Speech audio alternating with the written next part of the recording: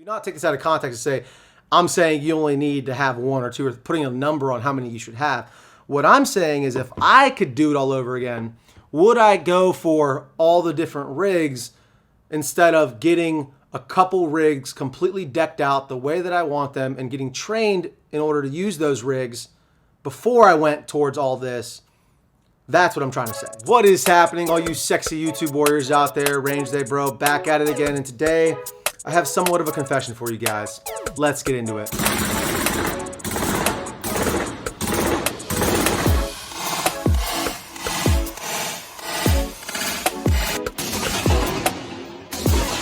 All right, guys. So as I mentioned, I have a bit of a confession to make.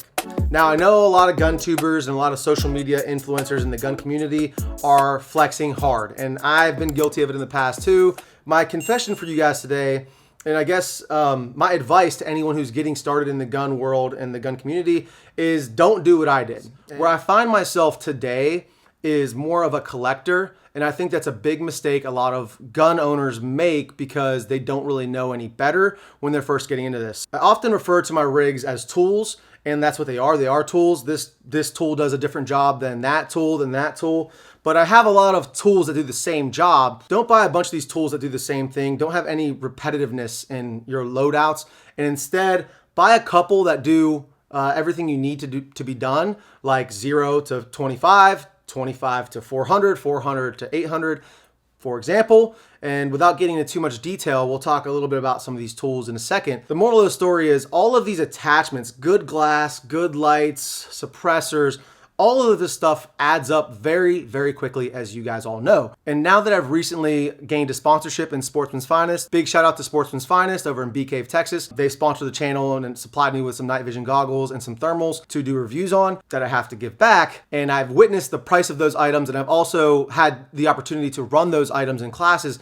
I kind of wish I could do this all over again, buy less of the rigs that kind of do the same job as some of the other rigs I have, and save that money instead for those other attachments, accessories, better glass, and better training, which is one of the biggest things that I think you could spend your money on that's better spent on an extra Glock or a different upper with a 1-inch difference barrel. So here I'm holding the Sons of Liberty Gunworks build. This is a 13.7-inch barrel with a pin and weld, a Sons of Liberty Knox flash hider on here, making it a legal rifle length rifle here. So this guy is a badass do-it-all general purpose rifle. Now, instead of building this first, because you don't know what you don't know, and granted, when I was starting out, I didn't know even a fraction of what I know now, I would have just built this first and had this as my 0 to 400 yard gun all day. This gun can go out to 500 yards. I've shot it out to 500. A little bit less accurately, especially when the wind starts picking up. You don't need to have 15 rifles that all do similar but somewhat different things. What you really need is like 3 rifles or maybe 2 rifles even, and that can be multi-purposed, and then have the kit, have the training, more importantly, the training to go along with how to use this. So let's start talking about the rigs that I would recommend to you guys. If I could do this all over again, what would I start with? What length, what caliber, what kind of loadout would I have on these rigs in order to satisfy the needs that I think everyone should have the capability of in case we ever need to defend our families, our loved ones, our country. You have the ability to. So obviously, I started with this gun in my hands for a good reason. That's because I believe this is a great general purpose rifle. This thing is the 13.7-inch Sons of Liberty Gunworks with a BCM rail, arrow upper and lower, and a Sons of Liberty bolt carrier group, Trijicon Credo up top. It's a 1:8 LPVO, and a Cloud Defensive Owl up front. Now, if I had a perfect world and I had unlimited money, I would definitely be running a similar setup to what I have on this guy, which I would also consider a general purpose rifle. So this is a 10.3-inch 300 blackout build, and the reason I would consider this a GPR, general purpose rifle, is because 300 blackout has a much faster powder burn than the 5.56 does, so you can go much shorter with a barrel. At 10.3 inch, you're going to have full powder burn with subsonic and supersonic ammunition. So you're going to be able to stretch the legs out on this thing out to 450, 500 yards. I've done it. You guys could argue with me in the comments about whether that's realistic or not. I've actually done it. Clapping steel, so you can look up the energy based on your caliber and your barrel length and all that good stuff. This is an absolutely capable GPR, general purpose rifle, or pistol in this case, because we have a 10.3-inch barrel and a pistol brace. This guy is another example of an option you could take. This is once again another build. So Let me just very quickly go over the parts. So you got an SBA 4 on here. You have a Law Tactical folding adapter, which allows you to fold this guy. It makes it very compact. Without the suppressor, this could fit in a backpack very easily. Moving up from there, you have a silencer coat, ambi lower, billet lower. This is a really great lower receiver. And then I have an arrow upper with a Ballistic Advantage 10.3 inch Hansen profile barrel, pin gas block, chambered in 300 blackout, 1 in 7 twist for those lighter supersonic loads. And then up top, I have a limited edition B.E. Myers Maul, the Surefire Vampire. This is an IR. So this guy is set up for IR laser aiming and IR illumination for my night vision review that we're working on right now. Once again, I didn't mention on the other Sons of Liberty build, I have a Dead Air Sandman S on that guy, and I have the Dead Air Nomad 30 on this guy, and because I think having a suppressor is just absolutely a necessity. This guy is another example of general purpose, 0 to 400 yards. This guy is going to satisfy your needs all day. Yeah, those are two examples of builds that I really love. It's got a Geisley Mark IV rail on here and also a Geisley GS2 trigger in this guy. It makes it a lot easier to get those long range impacts. The GS2 is also featured in the Sons of Liberty build. All right, and last for the general purpose rifle, I have the HK MR556. This guy is an absolute beast, a tank, but it is a 16.5 inch barrel. Is it necessary? It kind of could serve as your SPR if you wanted something to take you out to 600-700 yards. I wouldn't really trust this out past 650, 700. I have taken it out to 700. A little lackluster in the 700 yard range. Now, granted, off my bag using just cheap ammo, but I was getting less than satisfactory hits on target at 700 yards. So this could kind of serve as your GPR or your SPR. It kind of floats in the middle. I don't think it's necessary. If you wanted one gun to rule them all, this would be a good one, or a 16 inch barrel variant, something similar to this in a 16 inch barrel. Do I need this? Is it necessary? No. And this could have absolutely, the way this thing's kitted out right now, bought me a pair of dual tube nods. Maybe not the best, not the alphas or anything like that, but I could have got on the map with a thermal clip on, something like that for another rifle if I hadn't gone down the rabbit hole and built this guy out the way I did. But it is a dream rifle of mine. This is not going anywhere. Other rigs may go before this ever does, but this guy's not going anywhere. It's just another example of a GPR general purpose rifle that isn't necessary. And to piggyback on Brandon Herrera's gun broker problem, this guy I got from Tax Swap wasn't necessary, no, but it is an HK MR556 upper receiver. It's actually made by Brownells. It's a Brownells upper receiver for the HK MR556 with a 14.5 inch pinned welded Surefire flash hider on here. Just once again, I wanted something a little different, a little bit shorter barrel. In fact, I almost got this sent out to have it cut down to 12.5 because I wanted a MR556 upper, HK 416 style upper, and with the short stroke gas piston system in a 12.5 inch. That's one barrel length I don't have. You see how slippery this slope is, guys? I got a 10.3 inch 5.56. I got a 14.5, I got a 13.7, 5.56, I got a 16.5, and I got an 18, but I still want a 12.5. So you see what I'm saying here. The theme goes on, and I won't bore you with any more details on this. All right, guys, so I'm about to perform blasphemy on the channel. This is one of the guns that I don't believe is absolutely necessary for this scenario, right? We're looking for a gun that's good at 0 to 400. In all honesty, 10.3 inches is the shortest you want to go on a 5.56 gun. This guy is going to lose a lot of its effective range outside of 200-300 yards. Even though I've hit targets out to 5 with this, it's not going to have the same effect on target at those ranges. If I could do it all over again, I would not have this Mark 18 in my collection because I would have one of these other rifles, the 10.3 inch 300 blackout or 13.7 inch Sons of Liberty build. Now, it's not to say Daniel Defenses make great rifles. They make some of the best rifles that are available on the consumer market, but I would opt for the upper receiver chamber in 300 blackout for the reasons I previously stated. 300 blackout is optimized for shorter barrel length, so the 10.3 inch 5.56 just doesn't really cut it for a 0 to 400 yard gun or 500 yard gun in my opinion. And I know there's gonna be a lot of comments about this. I've gotten trashed about it in the past when I've said this guy can absolutely hit out to 500. It can hit out to 500, but is it the best for that? I don't think so. And you're not sacrificing very much, in my humble opinion, by going to the 13.7. You get a lot more velocity and a lot more lethality with a 5.56 out to range. For a GPR general purpose rifle, I'm opting for one of those two options. Now, there's plenty of good options out there. I'm just giving you my opinion and kind of an example of what I would kind of not buy. And instead of this very expensive rig you see here, I'd probably invest it in the night vision. And I'm not saying anything about this setup. I love this setup. They all have their pros and cons with the EOTech and the magnifier. This is the absolute fastest sight I believe there is on the market. It's much, much faster than the 1:8, and it's much faster than the ACOG that you see right here. But this guy's got a 300 blackout specific bullet drop compensator as a reticle in there, and I think that's really cool. So yeah, there's pros and cons to all this, guys. I'm just trying to give you guys a couple decent examples of what I would change, and that's just an example. You want a GPR, you want a general purpose 0 to 4 to 500 yard gun. The Mark 18 and the DDM4 PDW just don't really cut it in that category for being able to reach out effectively to those longer ranges. This is a 7-inch 300 blackout barrel in the 10.3. You just want a couple more inches. Those can still be used for home defense all day long. They're plenty capable. They're plenty short. Obviously, the 10.3 inch 300 blackout is just as short as the Mark 18 and maneuverable indoors. That's pretty cool. Now let's move on to an SPR DMR roll. We're talking like 400 to 800 yards ish, and what guns would satisfy that need. All right, guys. So this is just my choice for what I would choose if I could do it all over again as my DMR SPR.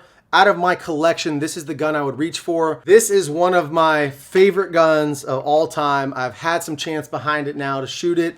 As you can see, it's outfitted with the Trijicon Reap IR. Reason being, it's lightweight, it's chambered in 308, so it's still gonna pack a lot of punch at 800 yards. It's got a proven track record. It's never let me down. I'm a huge fan of this gun.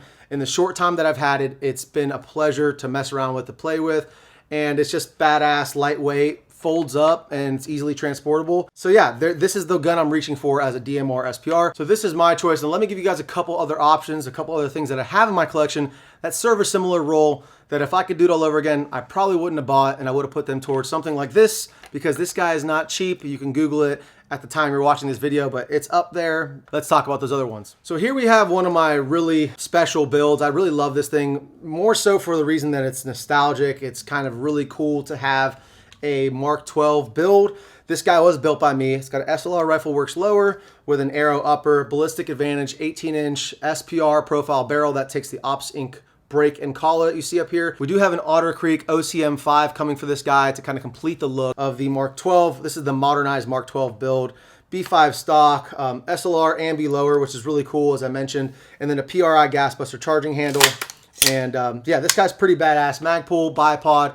But once again, this is chambered in 5.56. This is an 18-inch barrel. So this guy is absolutely going to get you out to 600, 700, 800 yards, but it's not going to have that much ass behind it when it gets there. And if I had to do it all over again, I probably would have saved my money from this guy, put it towards that night vision or that thermal clip-on that I've been wanting instead of buying this. As you can see, there's some more budget stuff on here, like the Primary Arms SLX 4 to 14 rifle scope. Now this does have an amazing reticle in it. I don't want to knock the reticle at all, but it is a cheaper scope, and it really shows in the illumination. It's borderline unusable, but I do have an ALG trigger in it, radian selector. I mean, there's some bougie parts on here, so this whole rig itself could have contributed a decent chunk to one of those other goals that I had, or a really awesome training class. So yeah, just another example of a DMR SPR that don't really need, because the SCAR suits those needs. Now, before I owned the SCAR, let me show you my first DMR, and that brings me to the Aero Precision M5E1. So this guy is a big boy. This guy is a bench gun for sure. It's heavy as hell.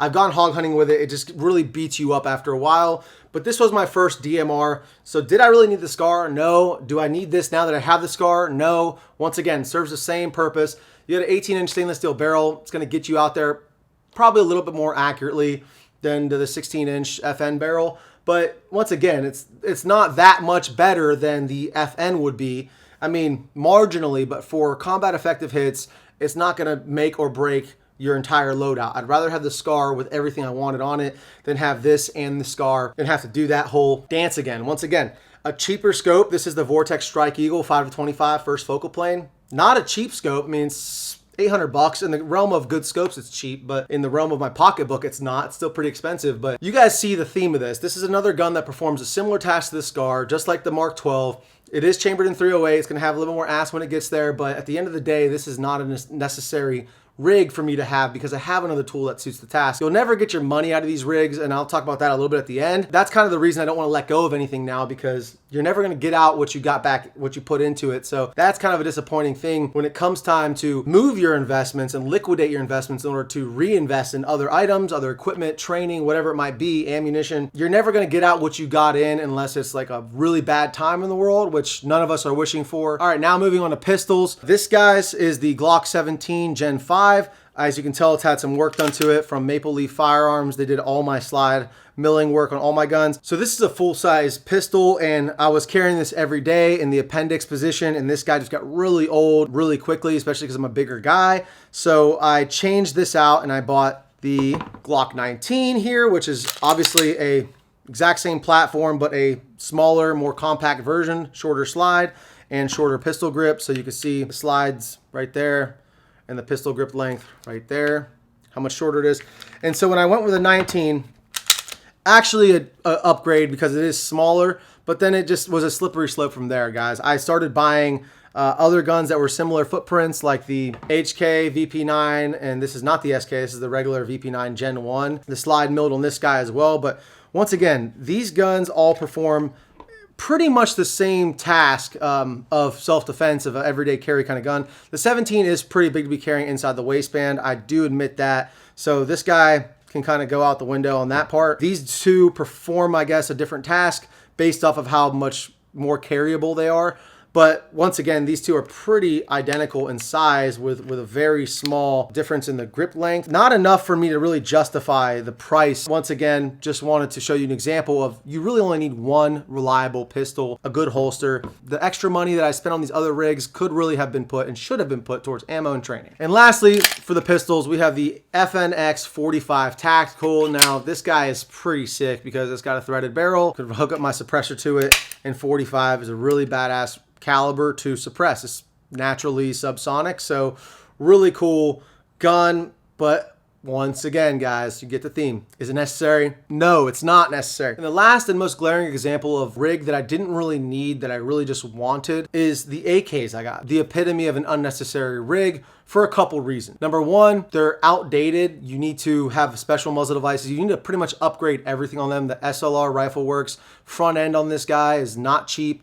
And I know there's a special aesthetic, and there's something special about all these rigs, guys. These are, I look at them like art, and don't get me wrong. And this is kind of where I'm gonna backtrack one step and say, I don't think that there's anything wrong by any means. Do not take this out of context and say, I'm saying you only need to have one or two, or putting a number on how many you should have.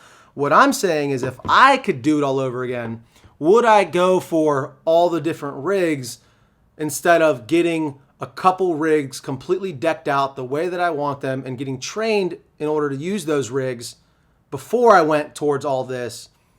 That's what I'm trying to say. If I could do it all over again, that's exactly what I would do. Now that I know that, though, I'm definitely taking steps in that direction. So don't get me wrong. The past 6 months to a year, I've really been taking steps in that direction. I think I've been making progress towards becoming the shooter, becoming the citizen that I really want to be, which is a responsible asset to my country, to my family. And so I believe all you sexy YouTube warriors out there should also strive for something like that. That's just my journey, guys. Tell me about yours down below in the comments. Once again, thank you so much for stopping by the channel. And for all of you who are already subscribed to the channel, thank you for your loyalty, you sexy YouTube warriors. And until next time, stay safe, stay dangerous. Range Day Bro, out.